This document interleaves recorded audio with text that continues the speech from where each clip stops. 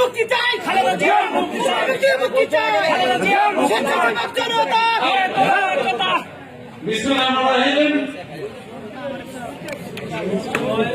আজকে 13 ডিসেম্বর সারা দেশে,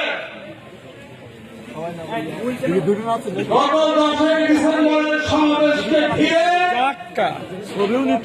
সারা দেশে পুলিশ যে নারকীয় অত্যাচার, নির্যাতন, মামলা হামলা চালিয়েছে, সেই নেতা কর্মীদের মুক্তির দাবিতে আজকে আমাদের এই প্রতিবাদ সমাবেশ। বন্ধুরা।